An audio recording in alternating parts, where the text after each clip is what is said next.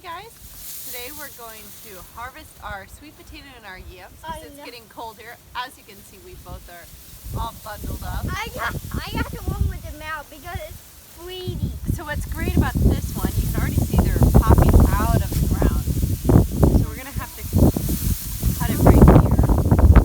And then you actually want to let all of these sit really for about 10 days. And what will happen is it's going to get sweeter and sweeter as it goes on. And then another option is, because of the rhizome, almost like a flower, is that you can put them in the basement and regrow them next year. It's perfect. Or eat them. Is you ever wanted that the puppy, the white over there, the plane, one of them that is jumping. I also found the pumpkin on the ground. And you can see another, maybe a smaller one, all the way down here. Little one, really little. And then,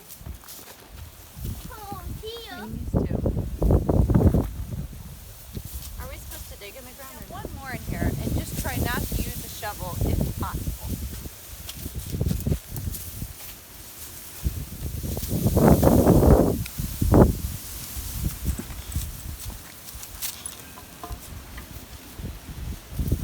Or better yet, you hire a dog to dig it for you.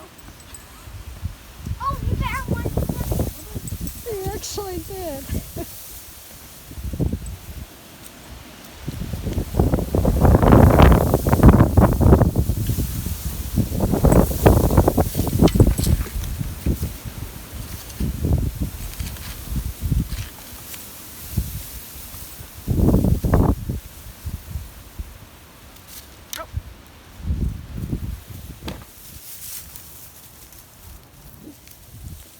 Oh, that's a cutie.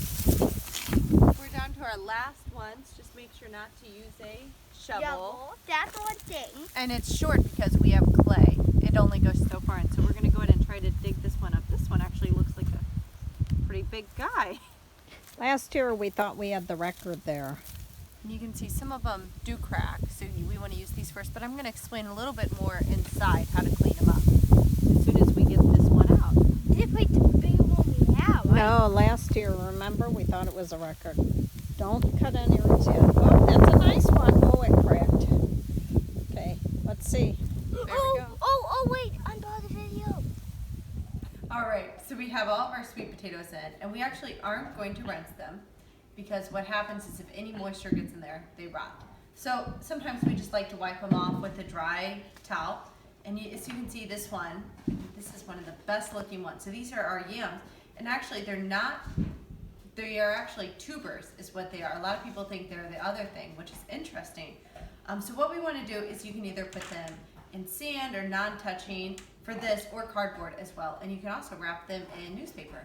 But what we're going to do is she's got these little drink carriers that we're going to put them in here to store so they have air. And we have a non-heated basement, so we're going to put them straight into our basement for 2 weeks, because what happens is within 15 to 35 days, it gets more sugary in there. So I think it's a reason why people use it for holidays, maybe, is it's ripe at that time, it's more sweet. Just don't put marshmallows on your yams or sweet potatoes. Just do something much tastier. Watch Cooking with Taylor and Stefan. We'll show you how to really cook sweet potato and yams.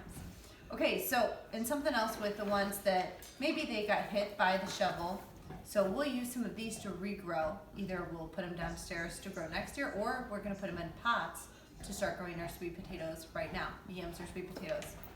And sometimes the ones that are cracked, as you can see right here, we are still going to use them, except for we're not going to store them, we're going to use them right now, basically. And that can happen for a variety of reasons. Maybe too much water, maybe you overwatered or underwatered. It could be either reason. So we want to just kind of clean them all off. And one other thing I almost forgot is don't store these with onions. Did you know the vapor smell in onions will actually ruin these? And really, if you think about it, the smell of an onion it's pretty strong. It makes you cry. So you really don't want to do that. All right, well, we're going to clean all these up and put them in here. Please subscribe, like, and share. Have a great day.